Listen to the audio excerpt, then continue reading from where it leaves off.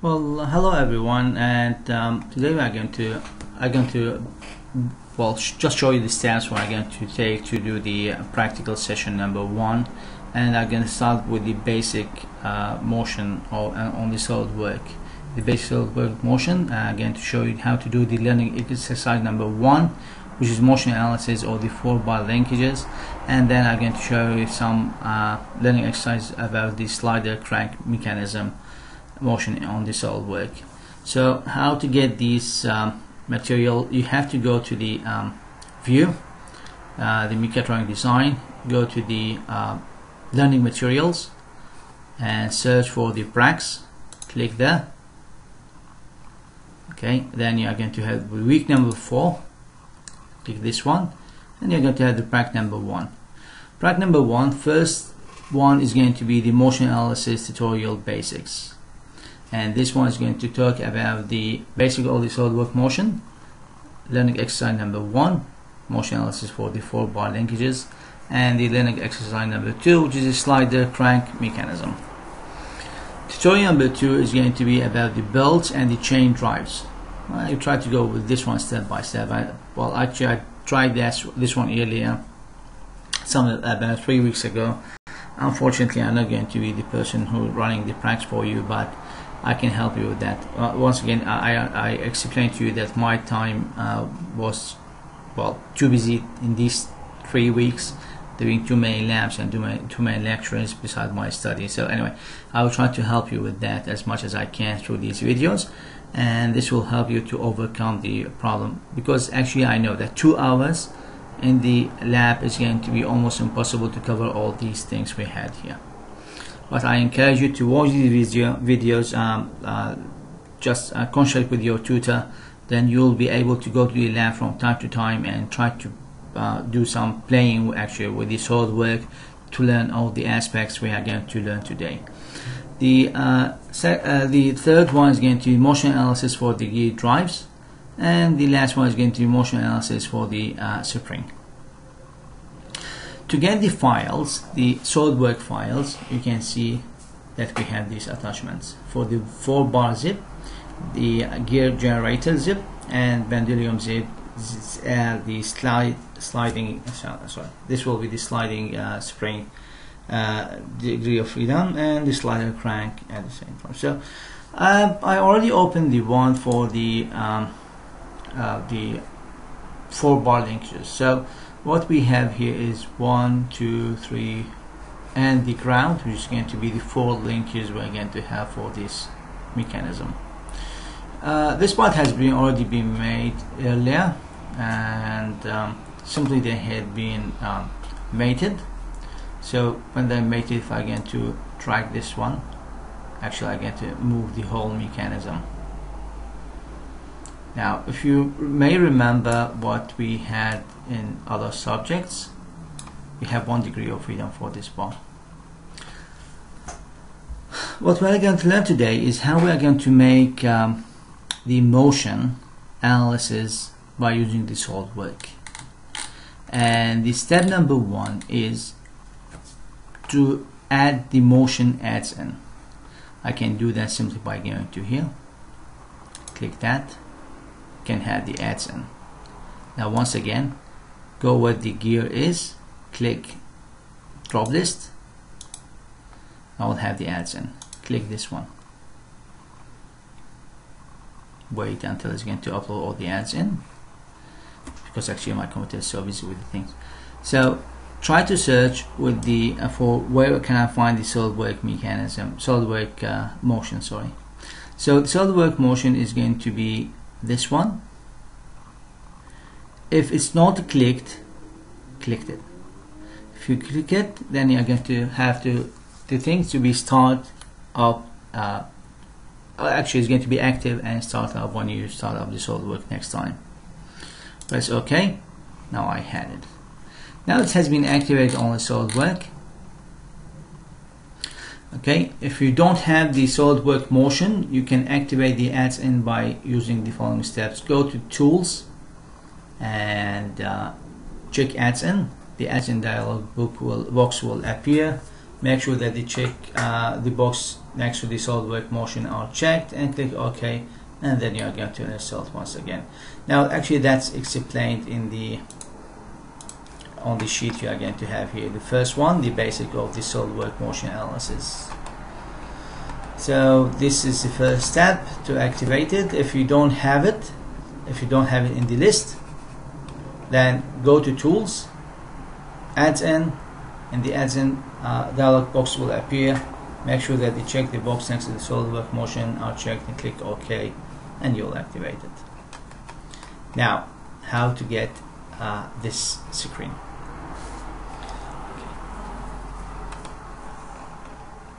So first let's click the motion analysis and try to appear this screen for us.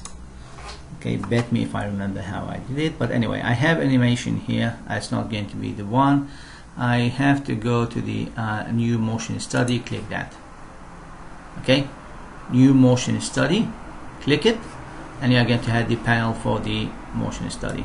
To see this one more clear, I can simply make it wider, because actually we're going to work within the few limitation area. We don't have to go all the way down. So now I have it, and so already I only have to define some of the surfaces, and this will make it possible for us to apply the motion. So what I would like to have here is the motion analysis. Okay, you go to this drop. This is drop list. We have animation, basic motion, and we have motion analysis. So I'm going to click the motion analysis.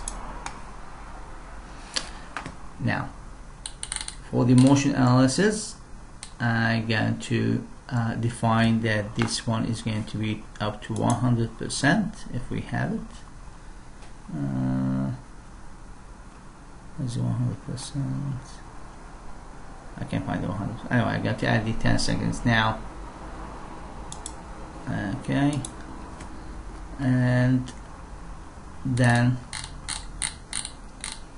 it's tell us that you SolidWorks, the 4-bar assembly, do all these things, and actually that's what we are going to follow on the document. So as we saw once again we dropped the animation, we got the basic, we had the motion analysis, we choose the motion analysis,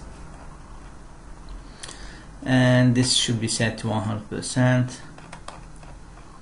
Okay, so we are going to open this one, create the temporary directory, name 4-bar. You can actually put it everywhere, anywhere in the hard disk, but you have to know where you put it. We are going to download the zip file on the DSO and extract the files to the temporary directory. Click File, Open SolidWorks, and in the Open dialog book, browse for the assembly, not the parts, and click Open. The model description, we are going to have a typical 4-bar linkage mechanism, 1, 2, 3, 4, and the base part is going to be fixed and cannot be moved. It's always going to stay horizontal, and the real life is fixed on the ground. The other 3 links are connected to each other and to the base with pins, the pins in each corner. The links are allowed to hinge about the pins and at the same time, and any out of the plane motion is going to be prevented. When you model this mechanism in SolidWorks, we can create mates to put the parts in places, parts between these things, and they're going to make them follow each other when they're going to move. The SolidWorks motion automatically translates these mates into internal joints. Each mate has a several degree of freedom associated with it. For example, the constraining mate has only 2 degrees of freedom, which are translation and rotation about the axis.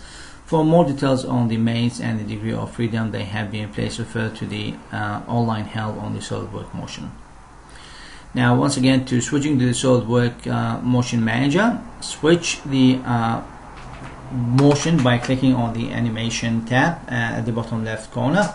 And then we are going to make the SolidWorks motion is going to have full advantage of SolidWorks animation, and thus look and feel of the SolidWorks motion manager.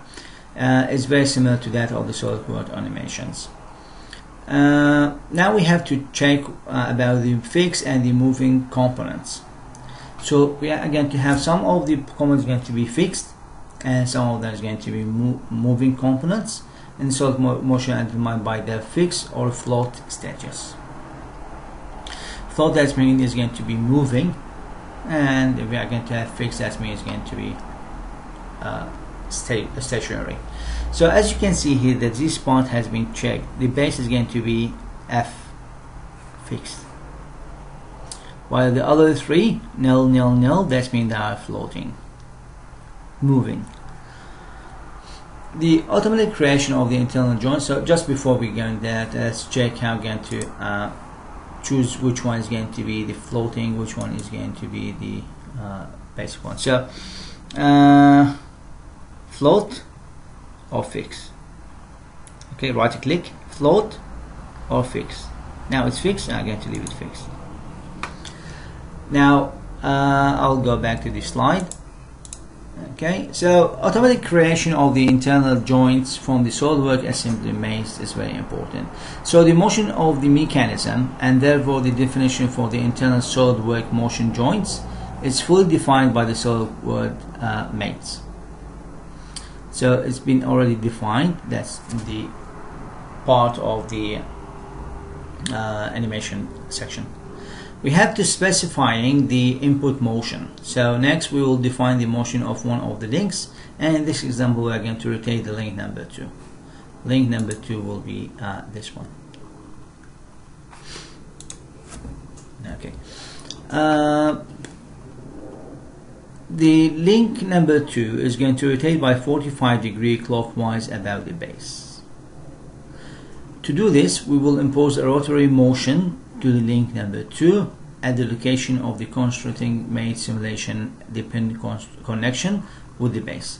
The angular displacement will need to be achieved at 1 second, and we will use the setup function to ensure that link 2 rotates smoothly from 0 to 45 degrees.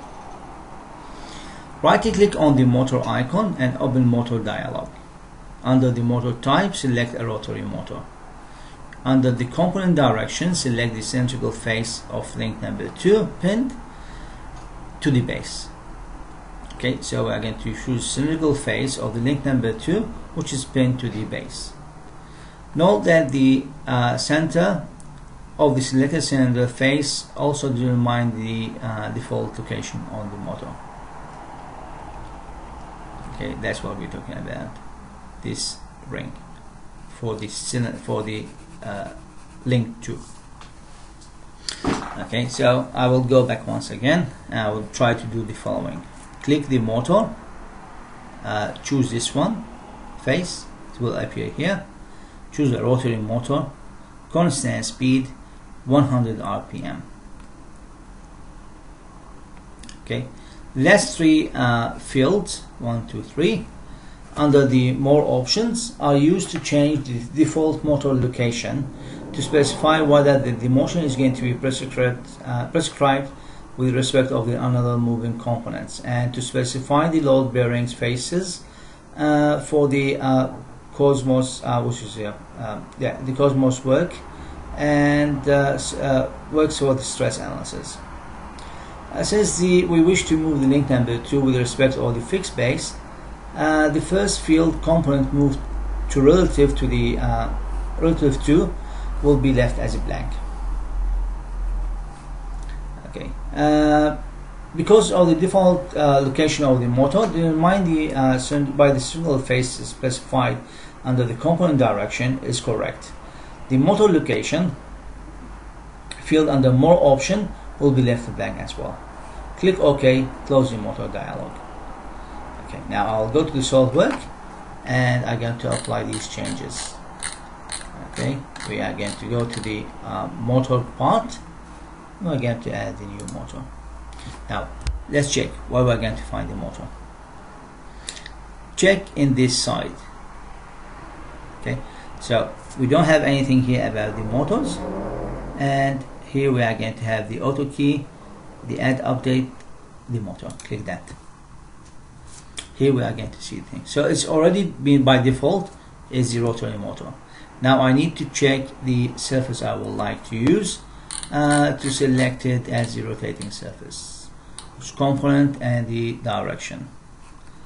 Okay, so actually I should choose this one. Now I go to the link number 2, internal surface.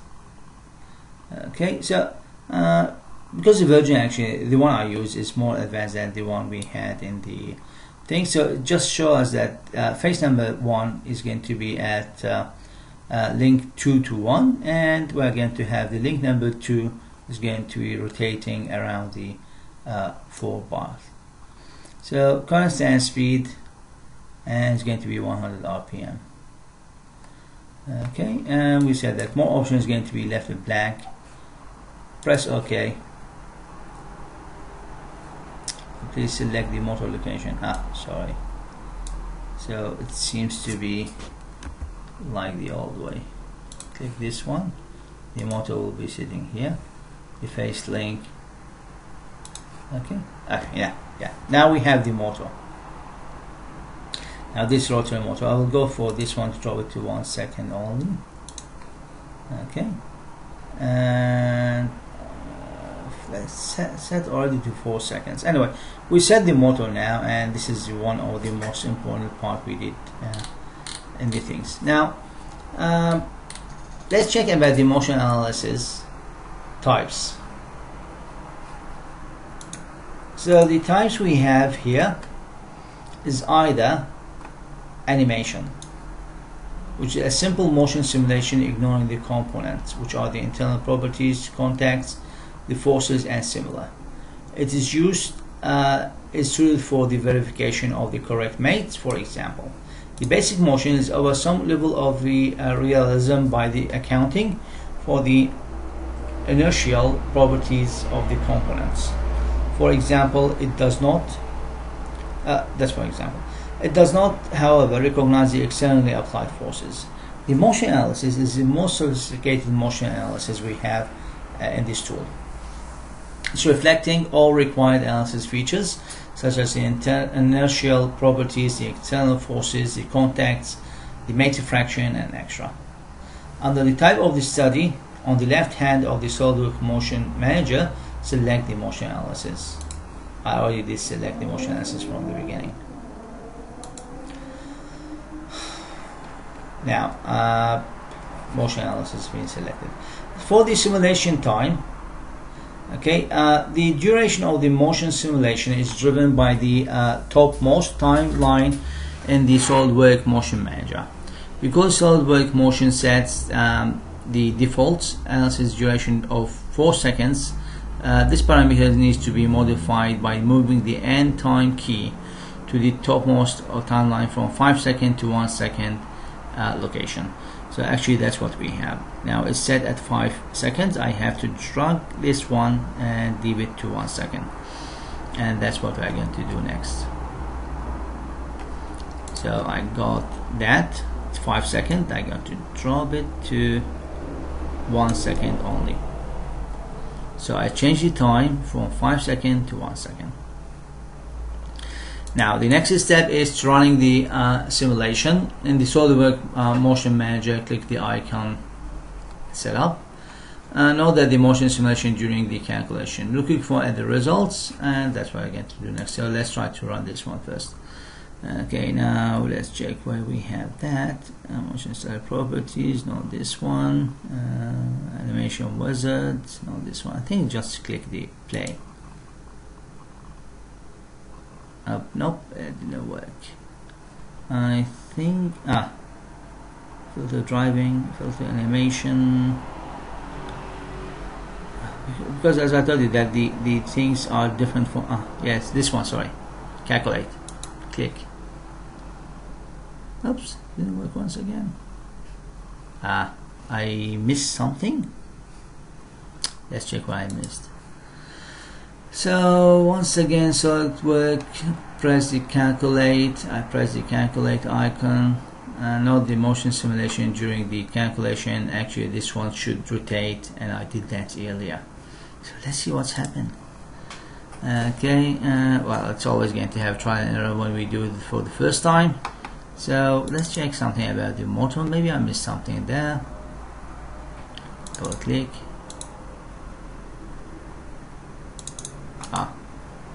Edit the features. So let's see what's going on here.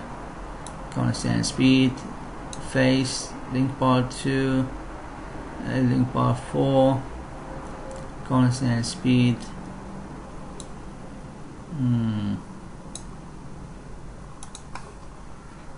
Let's give it another try. Animation, then put it back to motion, and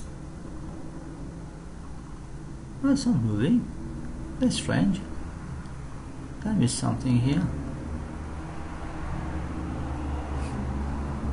Save document. Cancel. I'm gonna save it now.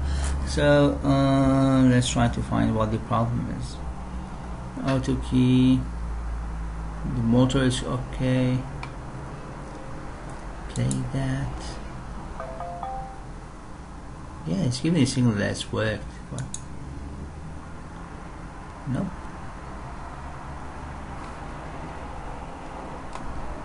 Let's try to move by hand. Maybe it's working. Just go stand. Try to take this one to 2 seconds.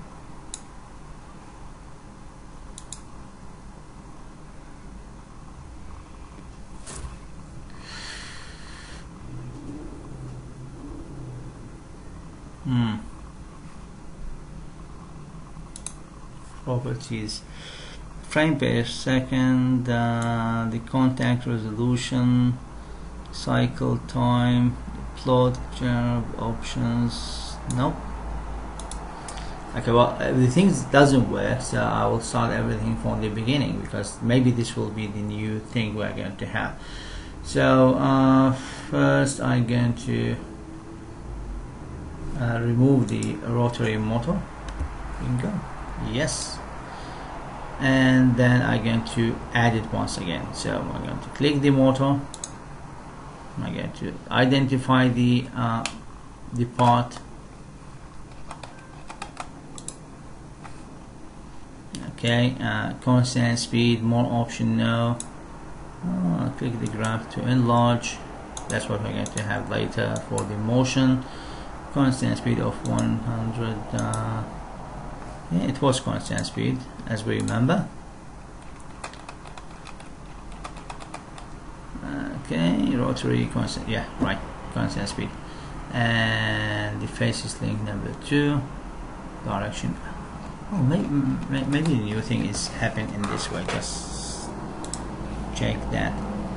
So phase 1, link 2. So it's the same. Component to move relative to. Yeah.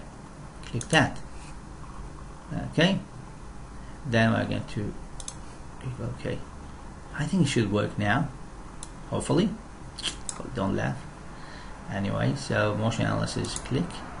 Yeah, I did it. Okay, now start moving. Okay, and we got the motion. So if you understand what I've done, it's just about the rotary motor. Edit the features. So what's happened is that I did the following. So we choose the face of the component and the direction. I choose this face, and actually it's going to be redone once again on this direction. So we have to choose which will be the part I'm going to rotate around. So I choose that the motion of this link is going to be relative to the ground link, which is the one I just highlighted blue. So it's looked as the base one, which is L4 bar. So and this will make the things working. So the things start to rotate as you crank, as you saw in the video. So once again, I'm going to repeat this one. Click OK. Play. Okay. Then that's what's running for 1 second. So now I finish with the part of making these things running. Okay. Now we have to check about looking at the results. So I will take a look once again to the sheet and see how the thing's happening. So first let us plot the angular velocity and the acceleration for the link number 1. So just remember that the angular velocity is omega. how many RPM or how many radian per second we're going to have. Click results and plots. Icon to open the results dialog. Under the results, select displacement, velocity and acceleration, and angular velocity and the magnitude. Still under the result, select link number 1. And the components to define the XYZ direction is going to be optional. Field is going to be used to reference our plot results with respect of the local coordinate system of the other moving components. To plot the results in the default coordination system shown in the figure, leave this field empty, click OK and show the plots. So actually that's what I'm going to do. I'm going to click the result. We should have the same diagram we have here. So let's check where are the results. So it should be somewhere here. I think this was the result. Filter the results. Filter driving. Filter selected. Before I get to click this one, let's see if we have something else calling the results. Result and plots. So this will be my result and plot. Click that. So I had this one on the side. Let's check what we have to click. So according to the sheet we have to check the angular velocity, select category, displacement, velocity and acceleration. Click that. We have to select the subcategory. So our subcategory is going to be the angular velocity first. Angular velocity. Select the results component. Now I have the X, Y and the Z. Actually this one is rotating around the Z axis. Take a look at the diagram. This one is rotating around the Z axis. So for the angular velocity, that's Z axis, I'm going to choose the Z axis, Z component. Okay, now for the body, I'm going to choose the phase number 1. Phase number 1 is going to be at link 1, 1. Okay, now where's that? I think I'm going to choose phase number 1. So phase number 1, link 1, 1. That's the base. That's link 2. That's link 1. Click that. Yeah, this should be the one. I'm going to click create a new plot, time, click. Well, this one is up to 1 second. I'll try to make it to 5 seconds and run it once again, and let's see if the result is going to be similar to the one we had here. Okay, I'm going to do that. Check what will be the result. So actually let's modify the result thing and try to get something else. So let's go to the result and plots once again. Sorry, let's take it to 5, and then we're going to see what will happen. So that's the 5. Everything will go to 5, and I'm going to run it once again. Calculate.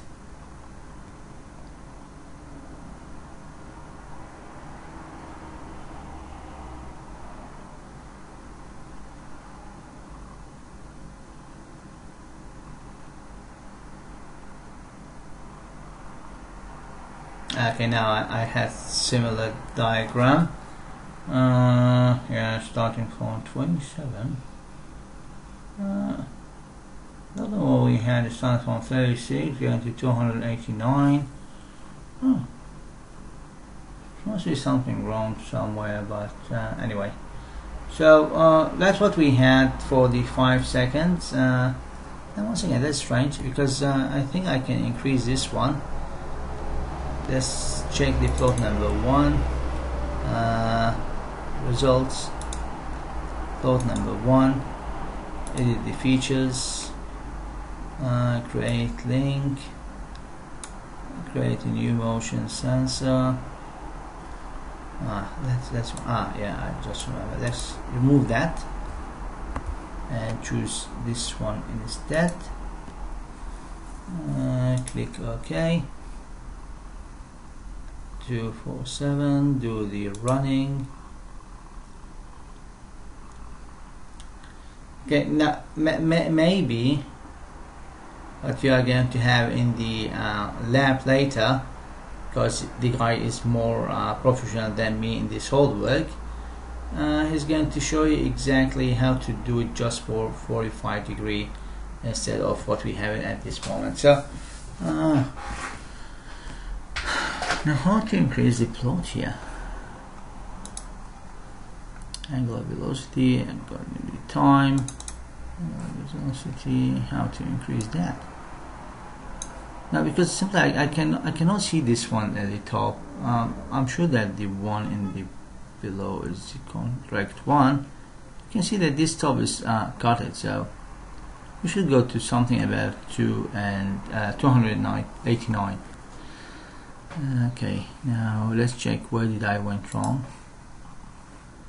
Anyway, if I have the most of the things going wrong, I'm going to repeat everything from the beginning later, but till this moment we can accept these results. So let's check the other procedure. Okay, and let's read that. Okay, you can see this one is 289 and I got 270. I had something mistake. Obviously he used this surface from the beginning to have the face number 1. So the above plot shows the variation of the Z rectangular center of the mass of link number 1 as a function of the time. The result of link number 1 indicates the magnitude of the maximum angular velocity and the angular acceleration of 289 degrees per second and 4,000 and 240 degrees per second square respectively. I didn't get the things. Okay, now this is the angular velocity and this is the angular velocity as well for the link number 2. That's for the link number 1. Okay, now I got it.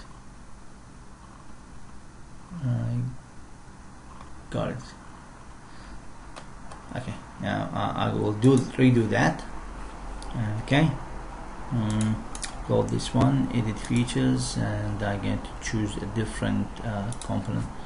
Delete this one, I'm going to choose that. Okay, and calculate it.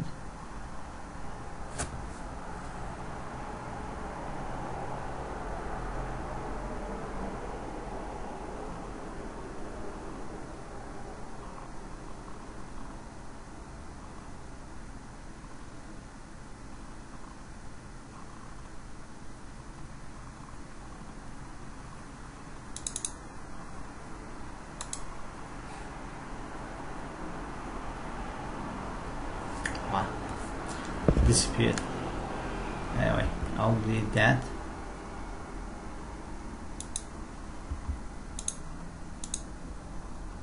Why didn't it show the thing? Result plot. Show plot.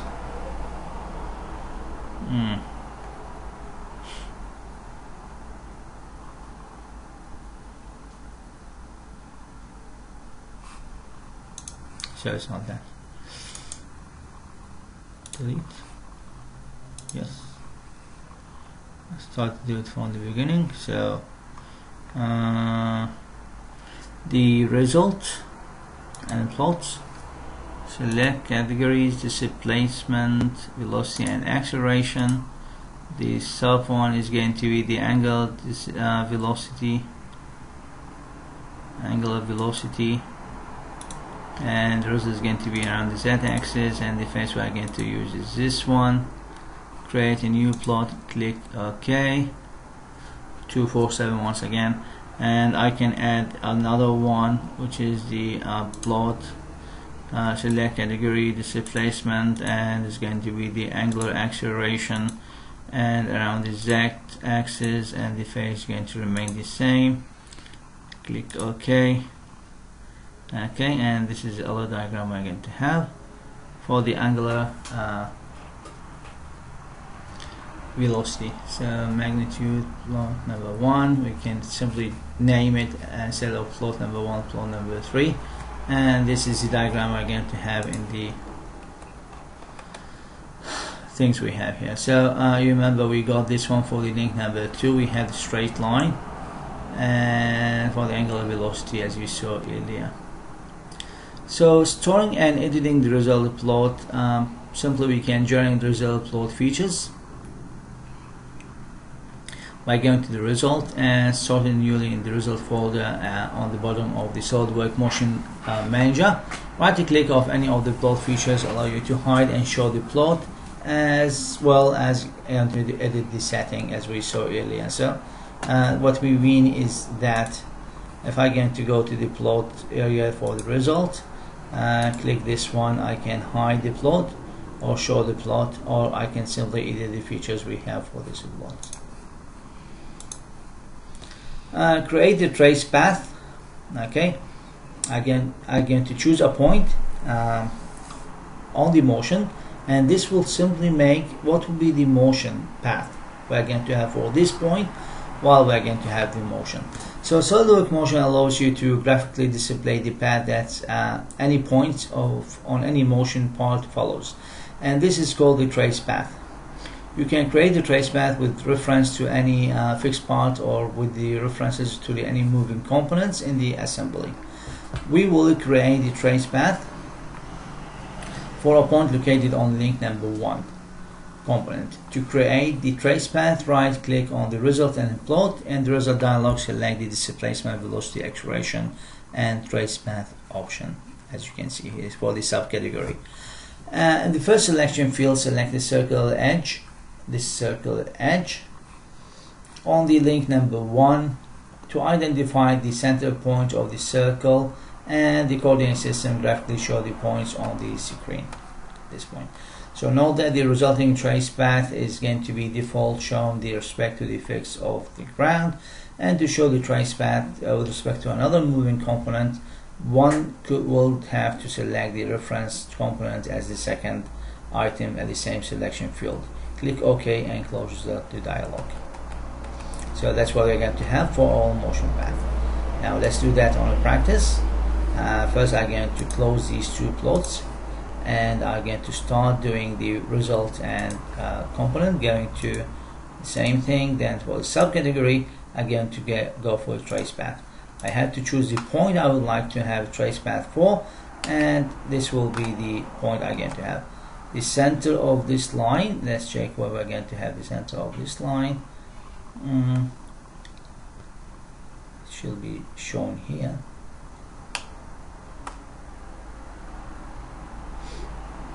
Okay, I will choose that. If I couldn't find it, I will choose this one. So that's the center of this circle, as you can see here. Okay, and I'm going to add another point. That's the first one. I'm going to add another point, which let's say is going to be here.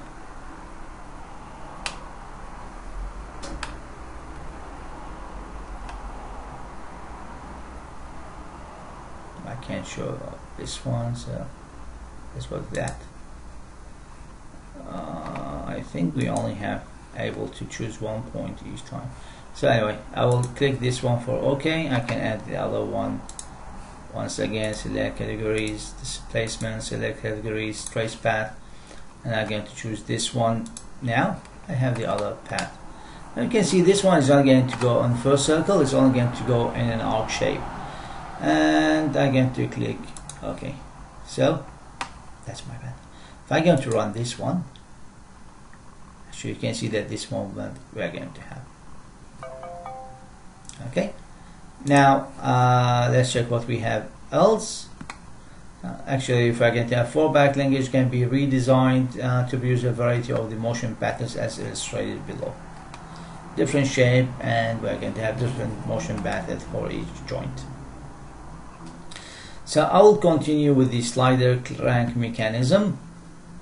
Okay, and what we are going to do is opening the slider crank solid part document, create temporary file, and open the file we're going to have. So something similar to this one. So the first thing I'm going to do is going to close this one. I'm not going to save anything. Don't save. Close this one. Now I'm going to open the next diagram. So I will go to the I just made this one. So go to the slider crank, and I have to go for the slider crank assembly. Okay, so this is the slider crank assembly. Slider crank assembly. Click this one and open it. It will take some time. Okay, now that's the part we would like to work on this time. Now once again we have some the joints has been mated. We have internal joint here for the crank, and because actually that's what we have, the crank and the piston. And if I get to move this one, everything should move around. Should move from this way. Okay, so I can take it up and down and make the motion around the crank. I can't move it, but I should be able to move it, but I couldn't move it right now. So what we are going to do is, let's start to read the things and try to do the steps once again. So once again, we are going to add the motor. Is going to be at this point. Constant speed 60 RPM, and the edge 1, which is going to be the part we are going to rotate the things around. So edge number 1 for crank number 1, motion relative to the edge of the crank number 1. To set the motor. So we'll go once again. You can see that we have the motion study is open already. We're going to choose this one later. Set the motor first. Rotary motor, I'm going to choose the direction of the movement, this edge, and okay, and constant speed, which is going to be 60. Now just remember that we have different versions from the SolidWorks they're using in the assignment sheet, and the PRACS sheet. So anyway, we're going to work on that. More option, load the bearing faces or edges. I'm trying to leave this one first. I'm not sure this one will work as we are planning to do, but I use this edge, and more option, more relative to another part. So he just make it move to the same part. Anyway, let's try to play with this one once again. For the motor, edit features, move relative to. Let's try to check it. Nope. I'll try to make it move relative to this one anyway. Motion. Okay, now the type of study of left hand motion, select the motion analysis. Okay, now that's easy. And we're going to have simulation time to be set to be 5 seconds, which is the default. Need to be modified by the moving type key to from 5 seconds to 1 second location. Now I'm going to change this one to 1 second. I'm going to change this one to motion basic. Let's try to run it. Okay, let's run. So what's happened is that we're going to have this letter says that the position kinematic analysis error. The model contains incompatible redundant constraints. So for example, the constraints that are contradictory and cannot be similarly satisfied, and suggested of the course of the fraction is try to eliminate some or all of the redundant constraints in your model. Now we got this message. Let's see what they're talking about here. Running in simulation, solid fill to coverage possible are solid filling achieve the specified accuracy, relax accuracy and emotion analysis properties, moving mechanism getting locked, and start the simulation with the difference. So the reason why we cannot simulate this motion because the mechanism is over constrained, and that's why I couldn't move it by hand manually, and we have to reduce the redundancies as we said here. So review the mates between the parts in the assembly and the SolidWorks 2009. Well, that's the old one.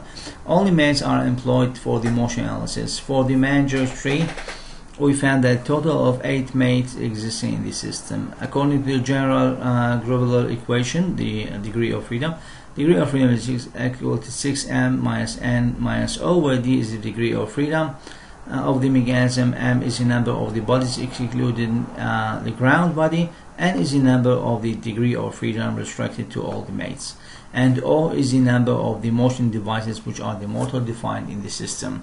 So for this slider crank mechanism, we are going to have 6 multiplied by 3 for the M is 3 parts, and we have the N is going to be 3 multiplied by 4 minus 4 multiplied by 3 minus 1 is going to be equal to minus 7 degree of freedom.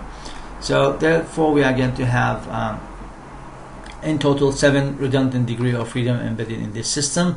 However, we reduce the redundant degree of freedom by the suppressing the third assembly mate. Coincident 2, to do this action at the top management tree, not only one of the motion analysis, otherwise delete this one in the management tree in the motion analysis. So we go to the tree side, not at the motion analysis part. We go to the mate, and in the mate we are going to choose the one we are going to delete. Okay, so sorry, by suppressing, not delete, is going to be the third assembly mate, coincident number 2. Coincident number 2 of the third, coincident number 2, third assembly mate, coincident number 2, third assembly mate, coincident number 2. So we go to the mates here.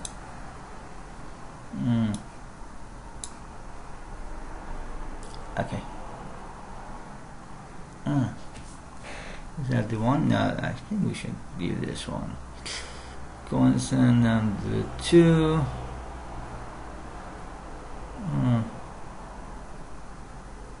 Let's try to suppress this one. Okay, I'm going to suppress this one from here. And let's try to make a shaft. Okay. Once again I get the same problem. So maybe it's not this one. I'll suppress this one. So everything will with 2 I'm going to delete. No, not this one. So what did he remove? Okay, mates. Take it to 2. Rerunning simulation, and this we can run the motion simulation. Okay, let's see what did he actually remove.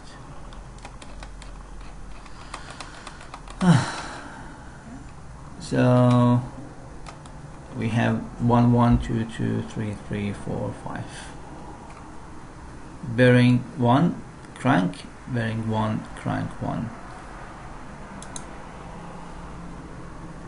bearing 1 1 2 2 3 3 4 5. So actually I can't see that he separates anything. Let's read that once again. Suppressing the third assembly mate, coincident 2. Suppressing the third assembly mate, coincident 2.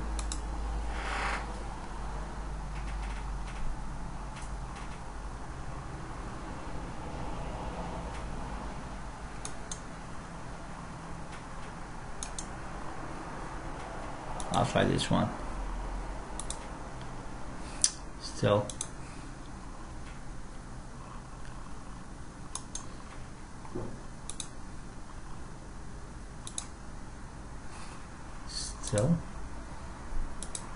Now, it's not this one.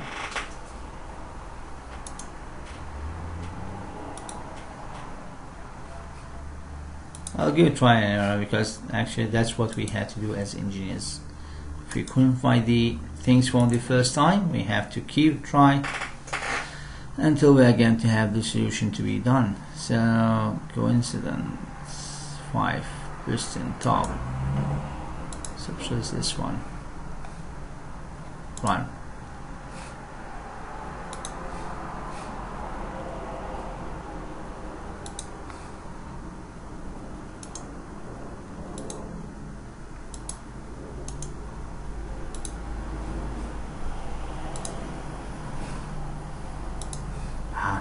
I'll give up. Anyway,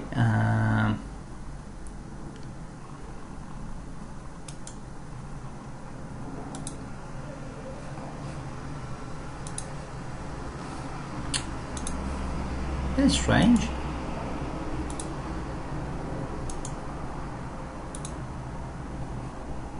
I think we tried this one earlier.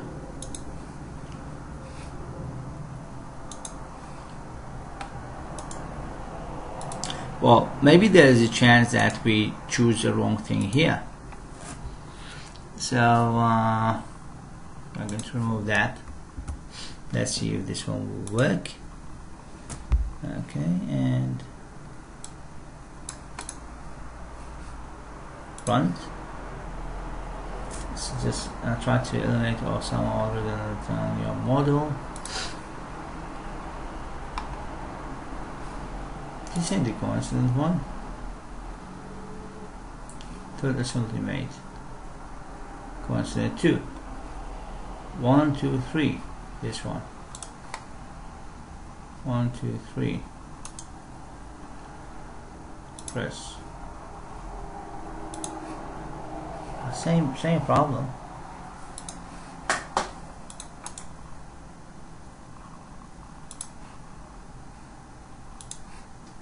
Oh, that's strange. I don't remember if I tried this one earlier, but okay, so this one is between these two parts. This one between these two parts, and I'll go to the motor once again, edit the features, rotate, move relative to,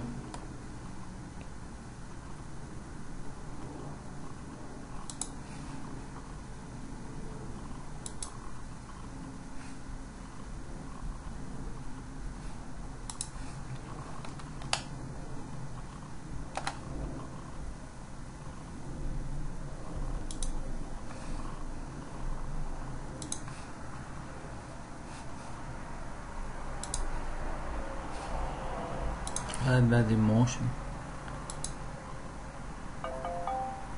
Nothing. Motion analysis. So I will repeat this example later. Let's go to the other one because I don't want to waste our time trying to work on this one. So I will keep the video, just make it as one shot. So I'm going to close this one now. I'm going to come back to it later. Don't save anything now. And actually this one later is going to show you how to do the motion. Running the simulation is going to work, and then we're going to make the analysis for the feature based extrude, and this will be the for displacement, transfer displacement for the crank we're going to have. Okay, now acceleration piston, trace the point, and that's actually the movement we're going to have. Compression result on the using the MSX. So simply we can check the slider crank axle for the analytical solution and compare them for the discussion, and that's actually what we're going to have here when we talk about the things. Slider crank, you're going to have an Excel sheet here. You're going to have some results, and you should compare to the results you're going to have for the SolidWorks simulation. Don't save this one. So I'll go back once again to the PRACS, and I will try to check the next PRACS we're going to have. So I'll go with we finish with this one. I think that the second one on the view is going to be the belt and the chain drive. So let's check the belt and the chain drive, gear drive, belt and chain drive. Okay, so what we're going to learn today is to apply the SolidWorks to create the belt and the chain drive. Okay, just give me 1 second.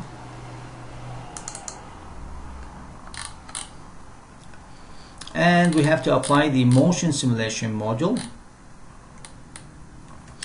And simply we are going to have the following activity. The learning exercise number 1 is create the belt part. Learning exercise number 2 is create the pulley part. Number 3, create the belt drive using the blocks in the sketch. Number 4 is going to create a belt drive using the belt chain assembly features. And exercise number 5 is to make a moving conveyor. You can simply download all the tutorials by going to the following references. GrabCAD is a free website. You can join this website, then you can search and download many of the components, which are actually going to be very useful for you when you're going to do the design for your final project. Questions about tutorial: how to make a belt, how to make movement conveyor on the SolidWorks. You can watch the video on YouTube. Motion for the SolidWorks 2011, you can watch on YouTube. SolidWorks tutorials by the Solid Professor Belts and Chain, and how to assemble the chain on the SolidWorks 2011 in the following YouTube video. So you should have a training workshop on the SolidWorks Motion to make the belt chain assembly features. You don't have to be professional for the first time, but I guarantee if you are going to just try to do these things, and actually as I told you, some of these things I just doing it for the first time since 3 or 4 years, and this is actually a bad thing because I should continue doing these things, and I didn't practice it this time because I knew I'm not going to do the practical part. So we are going to do the creating of the build chain assembly features. The build chain properties manager. To create the build chain assembly features, simply click the build chain assembly toolbar or insert assembly features, and we're going to have the build and chain. Set the property manager option, click OK. In the feature manager design tree, the following will appear: the build features. The build length appears next to the features. The build mates folder under the mates, containing the mates between the adjacent pulleys. And to see the build curve when it's going to have property manager is going to be closed, select the build features in the feature manager design tree. If you selected the create a build part, a new part containing the build sketch is going to be created and added to the build folder in the assembly, and the part has an external references to the assembly and lock to sketch mate, and that's going to constrain the build part to the build sketch. Custom properties of the build length and the build thickness. If you selected to engage the build, you can drag and rotate one of the pulley to see that the other pulley is going to rotate as well, and the video of the assembly build is engaged can be shown. If you did not select the engage the belt, you can reposition the one pulley without causing the others to rotate, and that's what we can see in the following video. Okay, now first we are going to start with the build chain property manager. It's going to appear when you are going to create or edit the build chain assembly features. So the build members we are going to have, this will mean the pulley components. You can move it in the graphic area, select the axis of the cylinder faces of the component you want to include in the belt and the pulley system. You can click either move up or down to change the order of the pulleys, flip the belt to the side using this one, or to flip the belt to the other side of the selected pulley. You can also click the features handle on the pulley flip to flip the belt to the other side, and this can be shown in this video. Diameter of the selected pulley is going to be done with this icon. The build location plane is going to be done with this icon. The properties like the build length, the use of the build, build thickness, engage the build, create the build part. So use the build chain tool, which is block toolbar, to create your layout sketch for the pulleys or sprocket mechanism. Sketch must be blocks.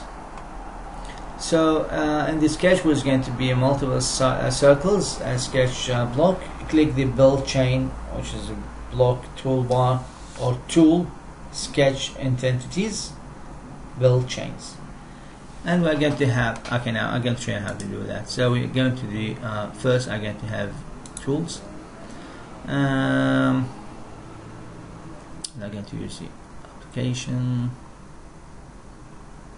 I think I should have a new file first before I get to do that. Okay, so I'm going to have a new file. Second part. Okay.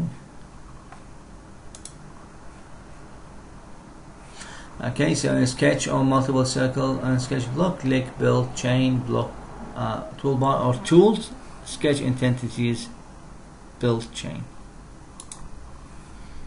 Tools, sketch entities, and I'm looking for the one I would like to have. It's not here. That means I have to go to the, well, it's here actually. I don't have it.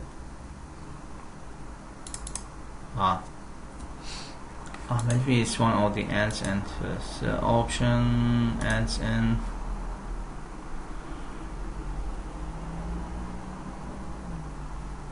Yeah, my computer is quite slow. So let's check if I have it here. Smart link, driver, plastic, flow simulation, electrical, composer, tool analysis, SolidWorks utilities, toolbox utilities, toolbox library, SolidWorks routing, motion,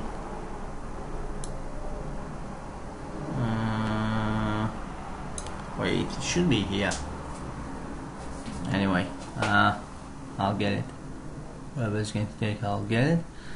SolidWorks MVD. Let's close this one. Let's see what we have here. Nope. Simulation. Nope. Add in. No.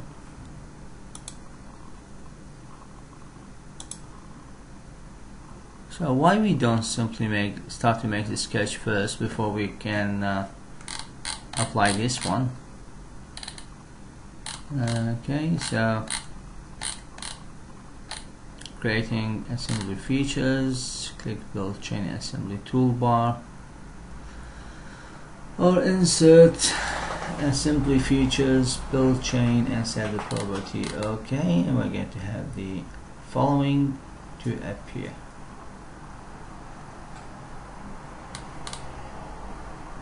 Okay, now I think I should start sketching the things first. So just let me try to do that from plane. I'm going to have a circle.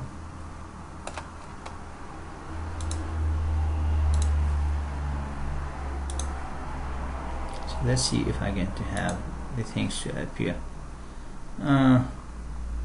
Sketch entities. Now I had it.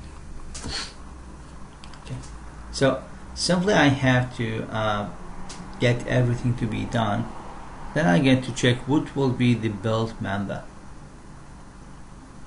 Okay, and then I get to have the flip the build side, use the build thickness, engage the build. So I can close this one now. Okay, so features manager design grid following appears. The build features, the build appears next to the features. The build mates folder under the mates, containing the mates between the adjacent pulleys. To see the build curve, one is going to have the property manager is going to be close, select the build features in the feature manager design tree.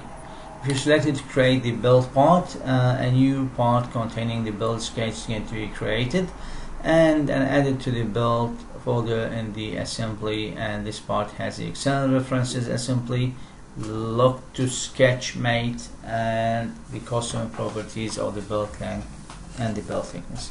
So let me check if we have a ready assembly we have here.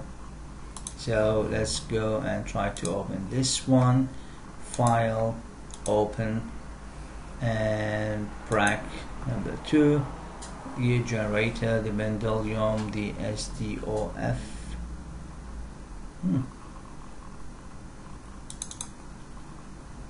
SolidWorks gear generator. No, these are for the gears. So where is the build and assembly? Block, ground, STOF, no, that's for the slider and spring. Okay, so let me see, maybe I have to sketch myself. Okay, so the belt member, as we said, we have to sketch this one by ourselves, and then we're going to decide what will be the pulley. Select the pulley components up in the order, move the pulley component down, flip the side, make a different shape. Property is going to be driving all the things. Use the belt thickness.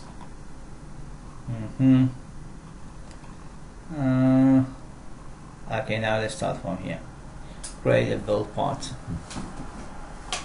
Okay, now this will be a good exercise. It's much better to follow these steps and see if we're going to have the same result at the end. So as you can see, we have to make start with a new part, and we're going to sketch these two circles. The first one is going to have 140 for the internal diameter and 148 for the external diameter. The other one is 80 and 88. So let's start to make a new part. Okay, and we have to sketch these two circles, and come on. Okay, so I'm going to sketch this one. Take the front plane. I'll do it. Okay, so the first circle I'm going to have is 140. Click that. Here I can type 140, and I had the first cycle. So the other one, I don't have to sketch a new one. I just simply make an offset of the intensities, and we said that the other one is going to be 148. That means that for the parameter we're going to have here is 4 millimeter. Click that, press OK, and I had the first circle. So you can, if I click this one, you can see it's 144. That means I have to increase this one to 188. So I should add 8 millimeter actually. So 148. Okay, so I got this one as 148, and the lower one is 100. I got to redo. Actually, when I'm doing this one, I know it's 10 p.m. but actually I've been working since morning. I feel so tired. I cannot even talk. So going for this one for 8 millimeter, and I'm not going to add the dimension. Okay, let's add the dimension. Okay, press OK, and this one is going to be 148. Now again, to make the other circle, it didn't give us any dimensions for the distance between center to center, so I'll just go to any point and sketch the one which should have the 80 millimeter diameter, 80, and then I'm going to make the offset and going to go to 88. So this one once again is going to be 8 millimeter. Press OK. So now the first thing I did is I had the same two circles he had. I can put the dimension actually, which is going to be very smart idea, smart dimensions for this one. We are going to have damn, I knew I have the mistake, because actually the diameter was 100, not the radius. So if I get to go with this one and change it to 140 divided by 270. Okay, and for the other one is 80, it should be 40. Okay, and this one 78, should be 74.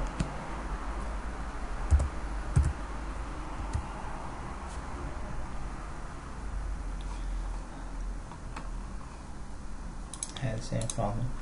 Just delete this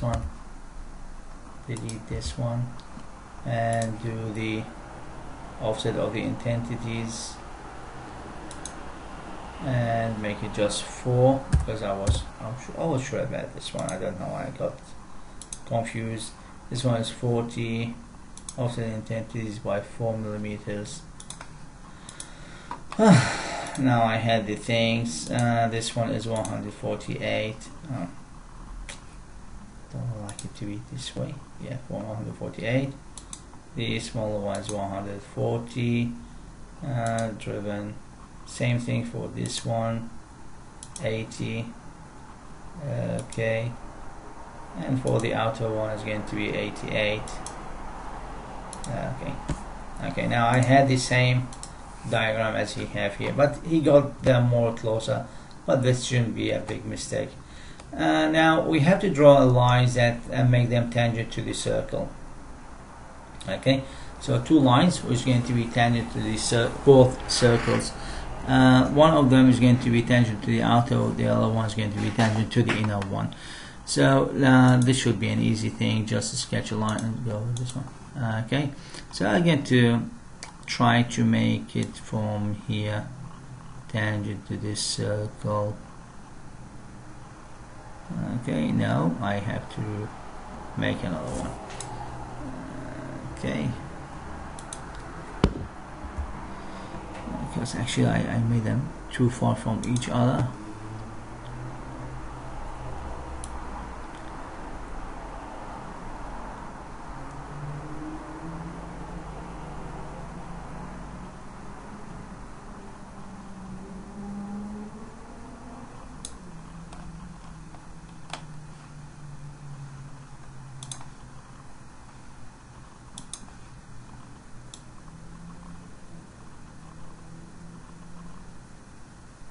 Now I stand to this side, and I have to take it higher from this side.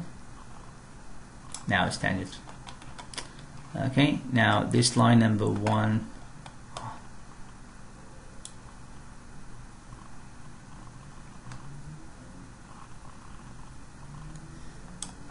Okay, when we say tangent, that means it's hardly touch it. Anyway, I can't see it. This one is hardly touching, but I will consider that this one is correct.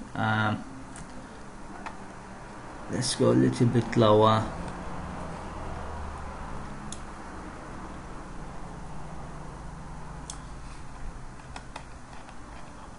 Now they're interfering, but anyway, let's see. If I get to have them related, then we can change it. Even for this one, I have to go a little bit lower.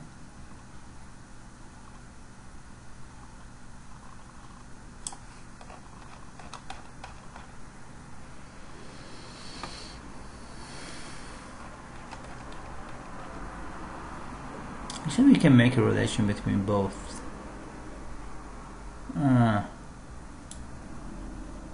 Okay.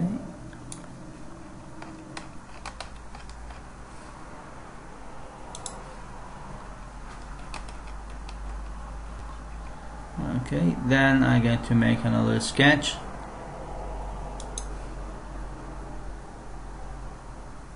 Which will be parallel to this one, and it's going to be simply in tangent with the other two circles.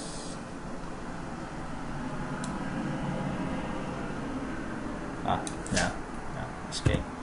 Delete this one.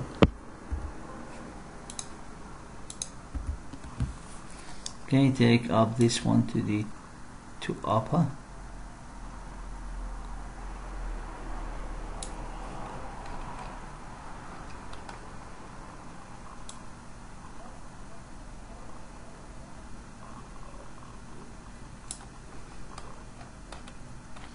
Okay, I will do the following. I'm sure that we can simply have a relation between the lines to make them parallel or make them as tangents. So simply I will choose this one and that one,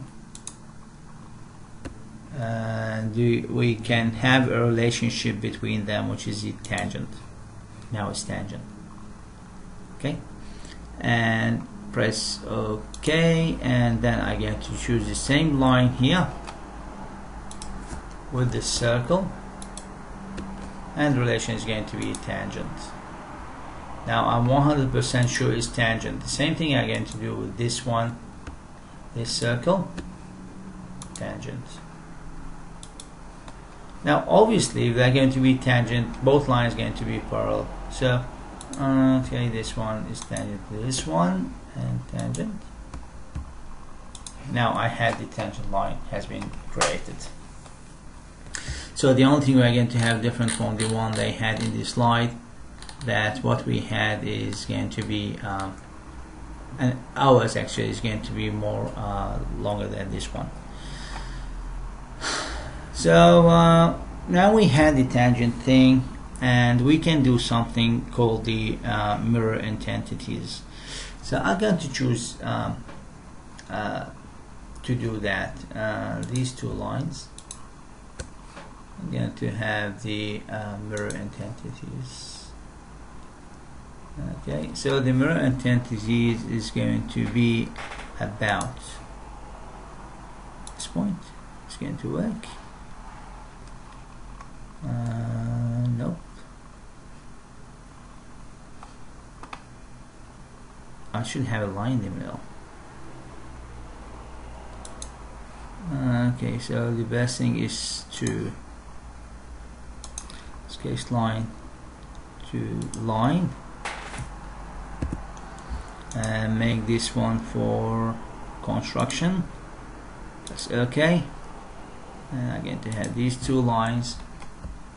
I'm going to be a mirror intensities around this line. I should have them to the other side. Oh, sorry.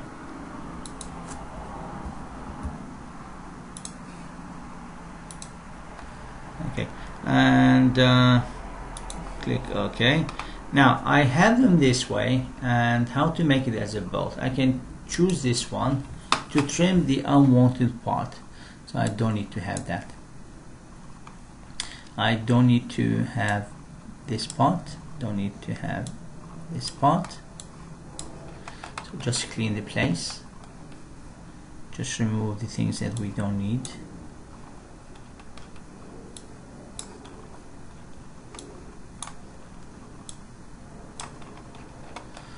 Okay, now you can see what we have here at the moment. We are going to have the shape of the belt.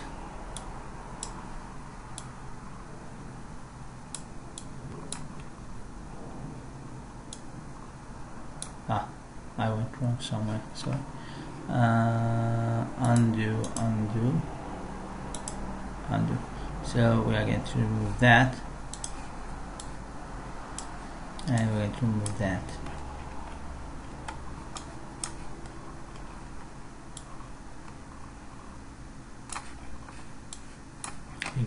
Okay, now we had this shape, which looked like the belt we would like to have. So if I go back once again to that mirror command, we removed all the unnecessary parts, and we have the belt shape. Now we have to extrude it to make it a real belt. So extrude sketch. Let's check how much he extruded to 40 millimeters. So I'm going to have this shape. I'm going to go to the features, extrude, and I'm going to choose this spot. We'll go up to 40 millimeters in wide. Bingo, I had my belt built. Now let's check what's next. Now I'm going to open the sketch once again, and on the side of the body we draw two circles as shown below. Circle here, and the other circle should be on the other side, of course. And okay, now let's see what he done. The circle and the small circle on this side. So for the small circle at the top, he just got half of it and then extrude. So let's see. Okay, now that's what we're going to have. We know what the center. I'm going to sketch, make a sketch, choose the plane I'm going to do the things in. So simply I'm going to choose my plane. It's going to be the front once again, and I'm going to make two circles. The first one is going to be the 80 millimeter circle, okay, which have 40 millimeter radius. So I'm going to put here as 140 and 70, and then I'm going to have the other one which is sitting here at the top. It's going to say, for example, a small circle, let's say it's going to be something about not going to be 10. 10 is too much, but let's write this be something about 3 as a beginning. 3. Let's see how it looks like. Okay, I think 3 is enough, and click OK. And now for this circle, why didn't choose it to be there?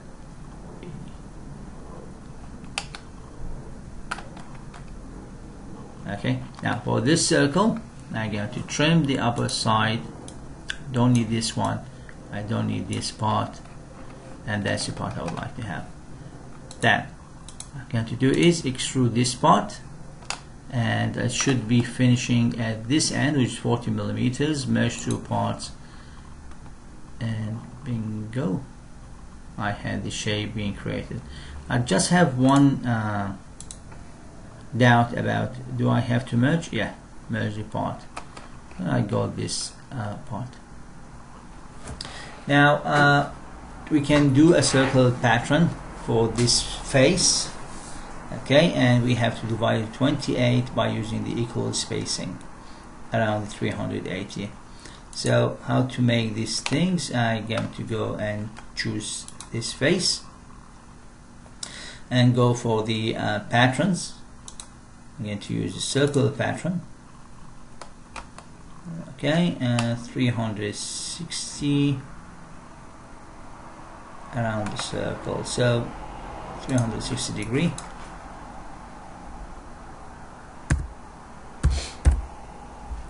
Okay, I put 360, 360, 20 equal spacing, 28, and the center of the circle is going to be, we're going to rotate the things about. Features and faces, the bodies, post extrude.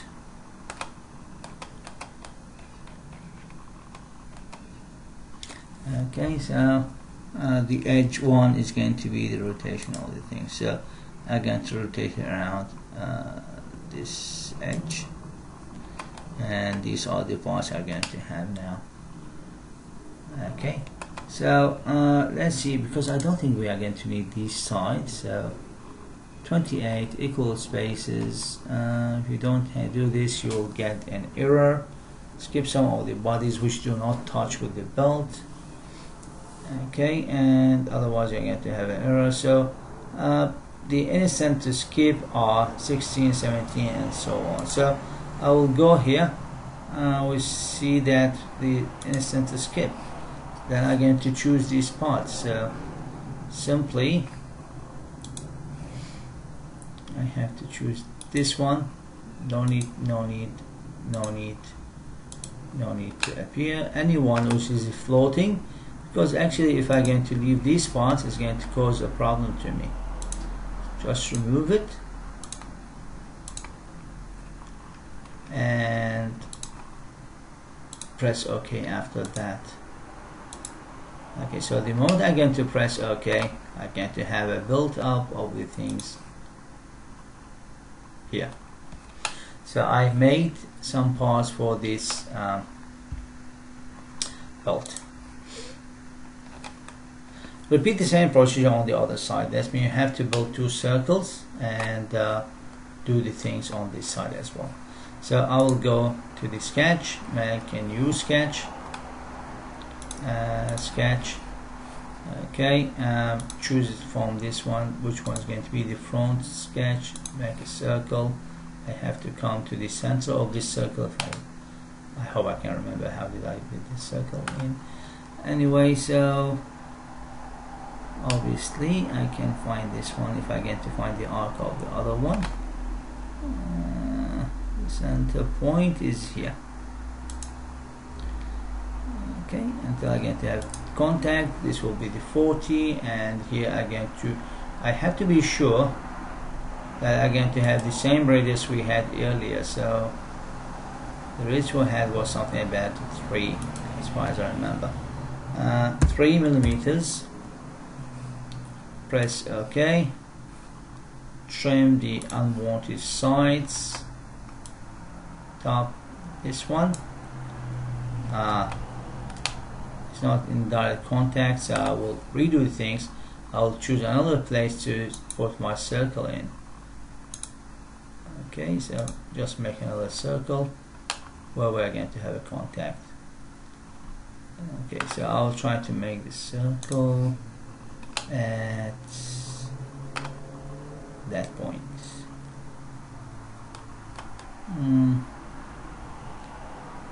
Maybe I'm going to do it here.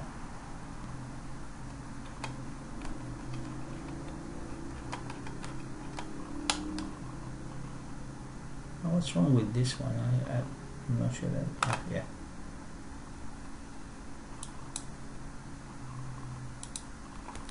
Three.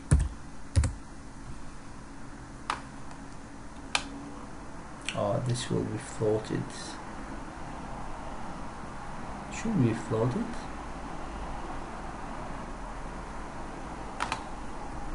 Okay, undo.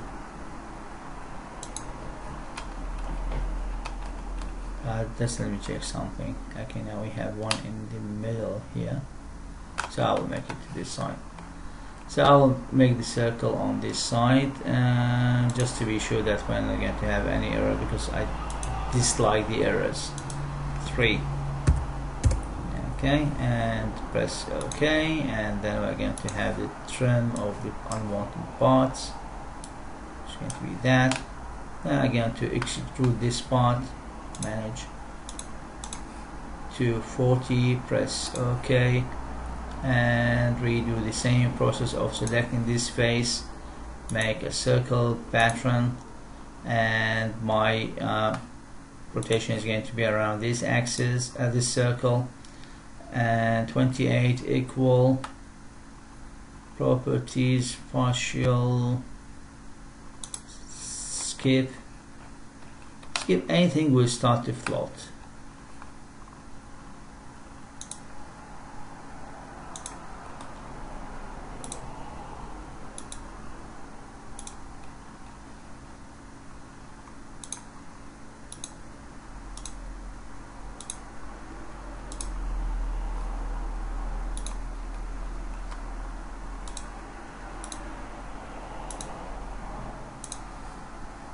Press OK. And we made this part. Now we have to think how we are going to get the things working in the middle. So draw both, draw the tooth profile once again, and then extrude it using the features of the linear pattern command around the line. So the spacing is going to be 11 millimeter between each, and the instant is going to be 19 parts. You can do it for both parts. Okay, I'm going to do that. Okay, I'm going to make the sketch. Actually, everything I'm doing right now is, I don't think it's going to be an accurate, because simply he didn't give us the distance between the centers of these circles. It's not mentioned anywhere. I couldn't see this one, and that's why I can tell you that most of the dimensions I have at the moment are not accurate. We just open this circle, it just do that. I don't know what the distance between both, so I don't know how did he manage to do all the dimensions. Just draw 2 lines, make 2 circles, show below different sizes between the circle will give the build thickness. We should know actually what is the distance between the centers. Okay, anyway.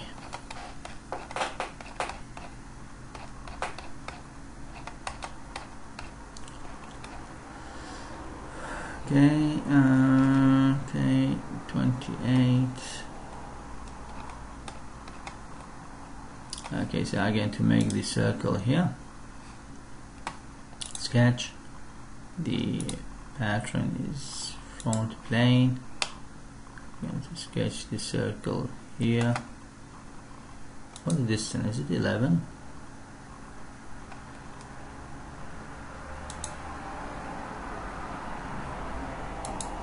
Just let me check that.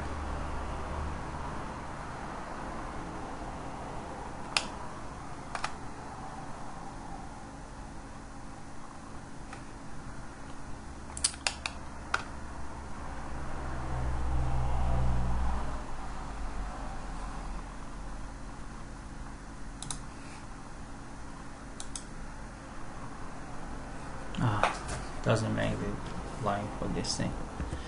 Anyway, let's guys do that. Go here and sketch 3mm diameter circle.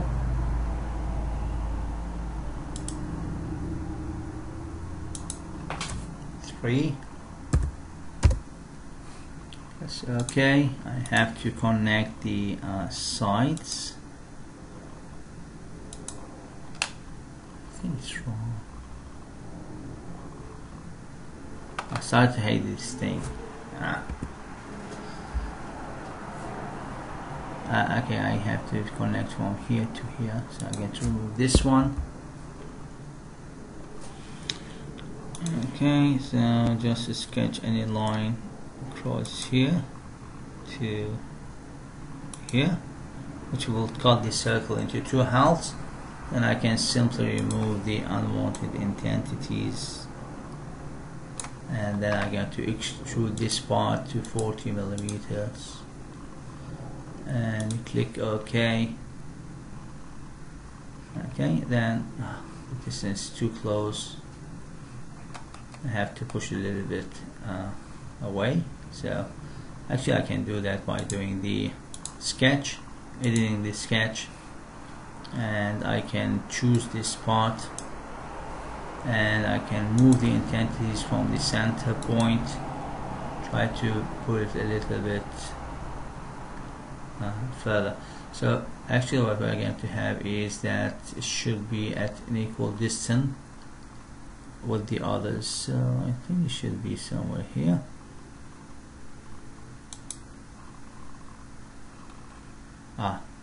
Because it's not at the center, so move the entities. It should be in direct contact with this line, so move entities, take it up.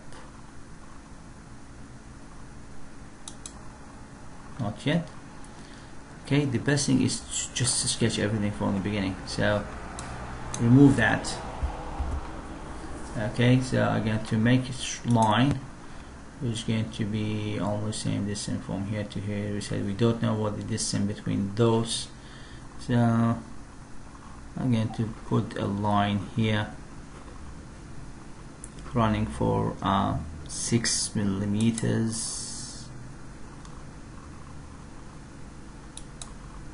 Just make it at 6. It's actually that diameter of the side we had. Press OK. Then I'm going to sketch a circle. I can sketch actually just see the arc.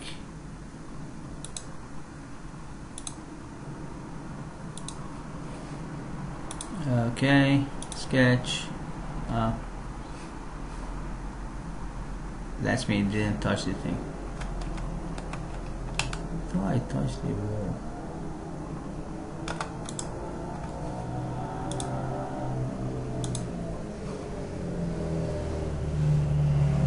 Cancel.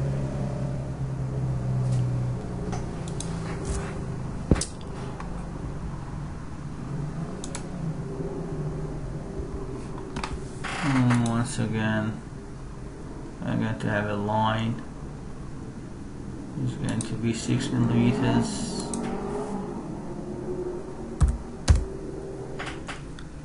Okay. If I'm not sure that this line is in tangent with this line, so just choose both. And I'm going to have collinears. exactly. Okay, now I have to sketch the arc.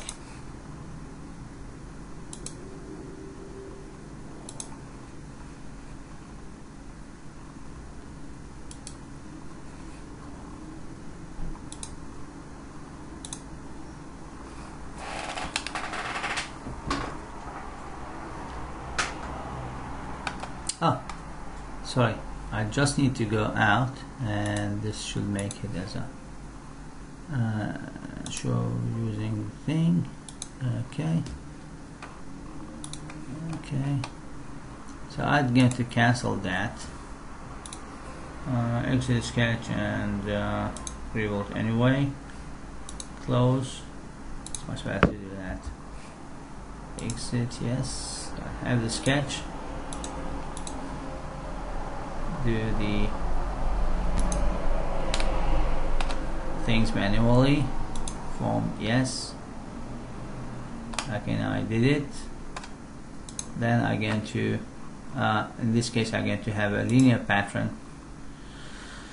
So the linear pattern, I should choose the direction. Okay, so the direction is going to be this line. And this one, he said just make it 11. I will make it 11 as he said. Okay, for the part I have to move this way. So I think 11 is not enough, so I think the distance is a little bit more. I'm sorry. So is it 21? No, I think a little bit less. So let's put 15 for example. Okay, then we're going to add a certain number which is going to take us to the other side.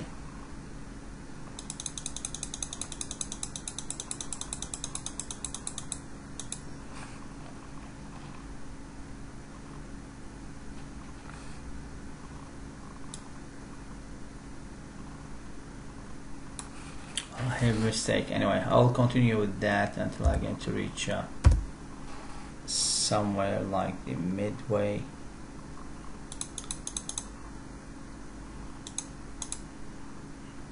And click that.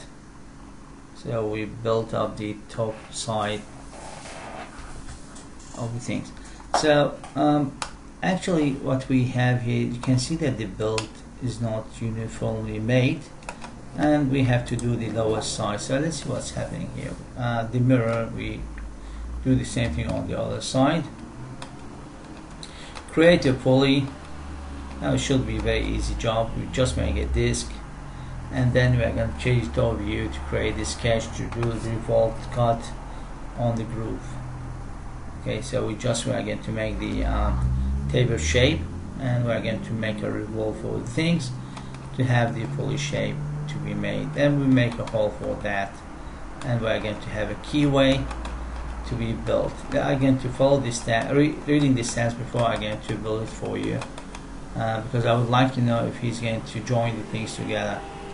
Exercise 3, create a build chain drives using the block in the sketch. Okay, now this one is a different thing. So I will go to do the pulley, but actually understand how to make the belt with all the details.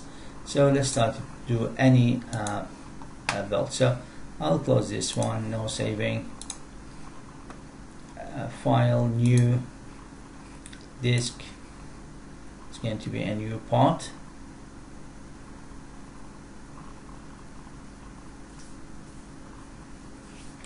Okay, so just start a sketch. Choose this front pane, and going to make one which is going to be something about 150 for the diameter. This is small. Let's go for 200, and this will make the radius as 100. Okay, then I'm going to simply have to extrude this one to, let's say, 20 millimeters. Let's make it 30 millimeters to make our life easier. Click OK. Okay, so I have the disc. Now I have to choose a plane which is going to be perpendicular to this one. So I get to make a new sketch, choose the plane. I'm going to have the plane which is perpendicular to this one. Is that the plane? Yes. Okay, so now I have to make my taper shape, whatever the taper shape is going to be. So let's try to do the following. First, I'm going to decide that the groove is going to be something about 10 millimeters depth. Then the first thing I'm going to do is to sketch from this corner to the center point. Okay, and I'm going to make this one as construction. Okay, construction, that means going to be a hash line. It's not going to be considered by any means as to be the a part of the work. Okay, now I can choose the depth of my work construction. I'm going to take it to 10 millimeters. So vertical to center point, click, drop, that's 10 millimeters.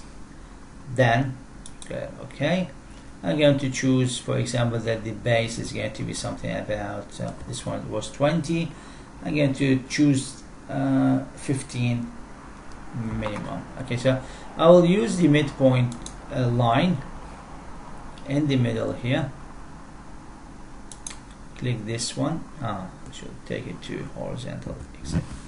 So sketch line, construction, midpoint, horizontal. Then I will choose what will be. The total is 15 from each side. So I will take this one, let's say to 16, 8. So I'm going to take this one to 16 millimeter. Okay, click OK. I had this line. Now I will change this line to a normal line, not for construction, and press OK. Sorry, I have to change it. Click this one, remove the construction, check OK. Now from this side, I'm going to choose what will be the edge I'm going to have. Let's say it's going to be something about 3 millimeters each.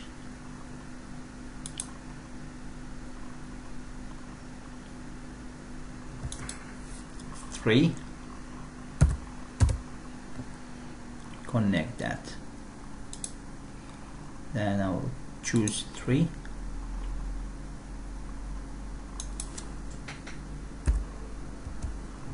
And connect this one. Okay, I'm going to connect this side. Okay, and press OK. Okay, I'll try to do this one. Okay, now I have this shape in the middle. So what I'm going to do is I'm going to choose the features. I'm going to choose revolve base and revolve cut. Revolve cut for this part around the axis of revolution we are going to have, which will be the center line of the work. So my work is going to be blind direction, then selected content. It's going to be this one. Okay, so I'll give this one. Okay, this region is going to revolve, and my axis of revolution is going to be this line. Okay, now you got the trick. Line of revolution is going to be about this one. I'm going to have the cut this way, and that's the shape I'm going to have. So if I'm going to click OK, bingo, I had the shape of the groove I would like to have on my pulley. Now I would like to make a hole in the middle as any pulley we are going to have, because simply we are going to put the shaft there. So click on this face, make a sketch, make a circle, center line, open this one. Depending on your design of the shaft you are going to have, let's say it's going to be something about 18 millimeter. Click OK. Okay, and then extrude the cut. should take it to the other side. Click OK, and I had the hole. Now for every pulley we should have a keyway, and to sketch a keyway we are going to do the following. Make a sketch on this surface, and simply I can make a keyway like that. Okay, so just sketch any for example any it's better to do the keyway as the following. So we have this point can be shown. I'm going to make a line, and from this point it's going to be I'll go down, let's say by 1 millimeter. It's not going to affect anything later because I'm going to remove this one. Okay, then I'm going to choose let's say something about 2 millimeters, no, 4 millimeters. Yes, let's go for 2.5 millimeters from each side. 2.5. Okay, and go for another 2.5 from the other side. What's happened? Insert line. Yes, this one is 2.5. Okay, and 2.5 from the other side as well.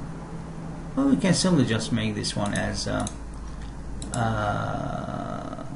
construction, and this one is for construction. And then I get to sketch a rectangular shape which have 5 millimeter for each side.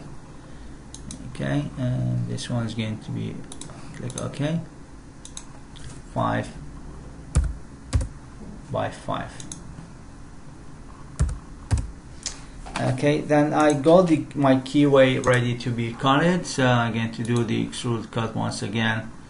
Click OK, and I cut my keyway from the thing.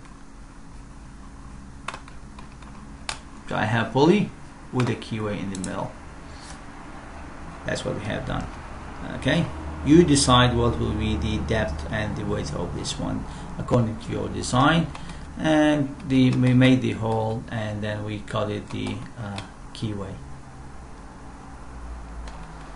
Okay, and that's what we have done. We have the pulley ready to be used. Now exercise number 3, we are going to create belt chain drive using the block in the sketches. I'm not going to make a 3-dimensional thing, we are going to start with 2-dimensional things. So step number 1, sketch a circles arc on a plane.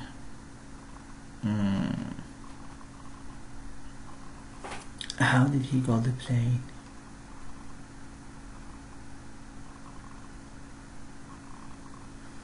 Sketch, how did he got it this way?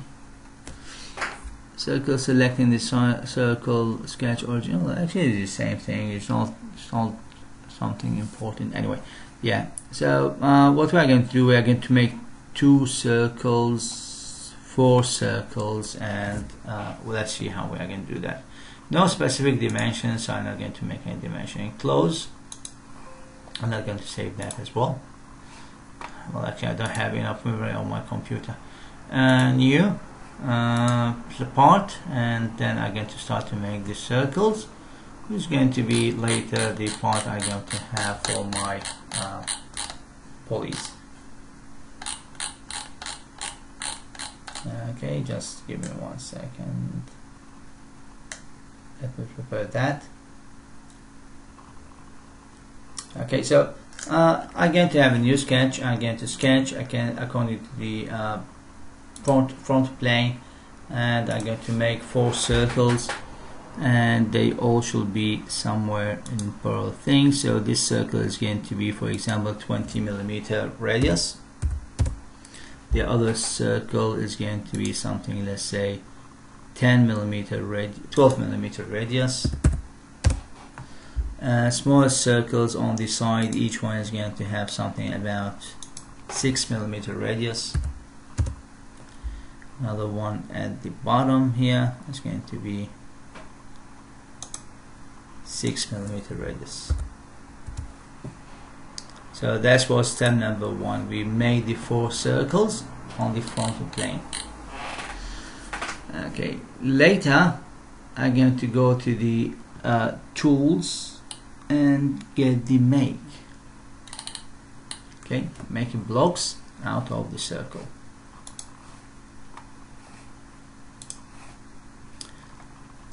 Tools,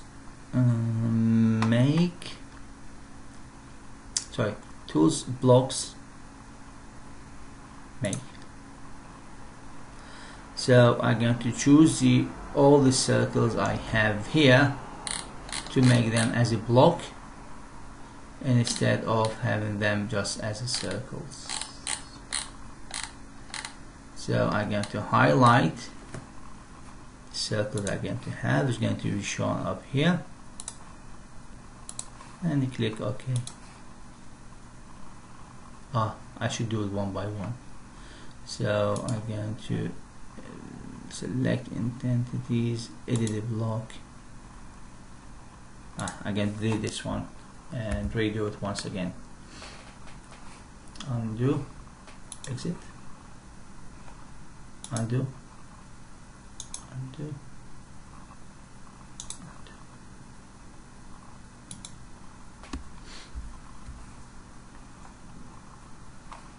undo.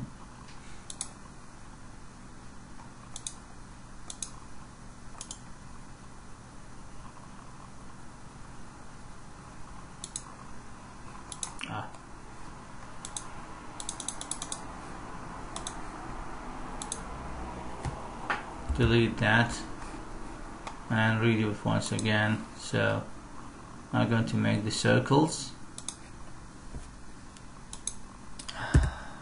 30. No, I think it's getting too small. Yeah, anyway, 30, and I'm going to have on the same line of action another one with 20 small circles with 15 each.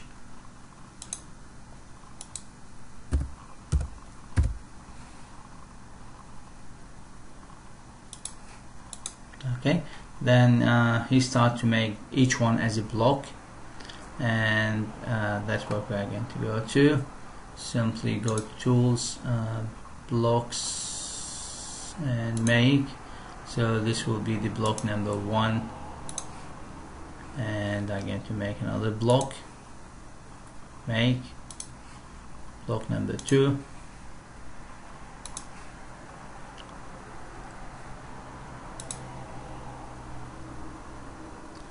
I don't get this one. It shouldn't be the same. They should be done separately.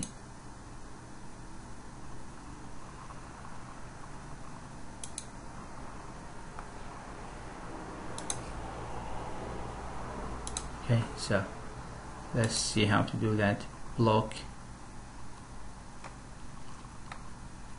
make, block entities.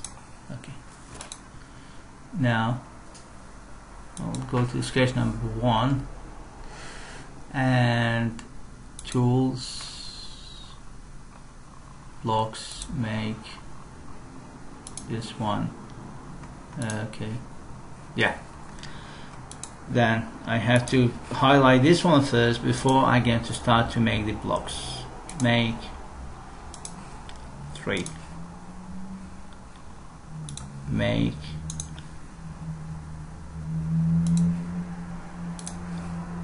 4.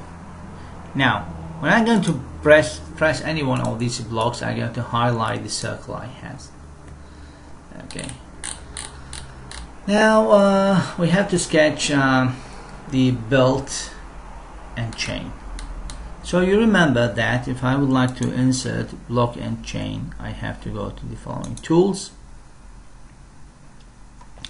sketch entities, build and chain. Okay, now let's see about what we have here. So we reached this stage, we made the blocks, and we make them 4 blocks. We went to the belt and chain, press OK. I have to add all the blocks together, and simply we are going to have the belt to be generated. So let's do that. So belt members are 1, 2, 3 and 4. Okay, so the driving use belt thickness to be used, 5mm. Okay, so use, so I will put this one as 5mm. 1, 2, 3, 4, 5. Okay, you can see that the driving belt length is going to be an increase as long as I get to increase this one, put this one as driving. Okay, what else we have here? I think that's it. So I got to click OK. Let me check. Do we have to click OK directly? Yes. Click OK. Okay, now you can see some offset here. Actually, this offset is 5mm, which is going to be the thickness of the belt we're going to have. Okay, so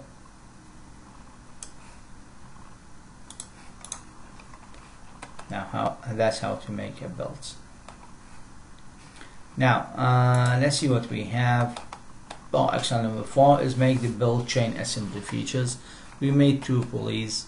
We are going to choose them as a block belt chain. You choose the surfaces, so by default we are going to have a belt generated in between. You can make them cross or you can make them just parallel, and you can have some videos show you how to move your part by making conveyor. Now the other thing we are going to have is going to be in another video, because this video has become too long.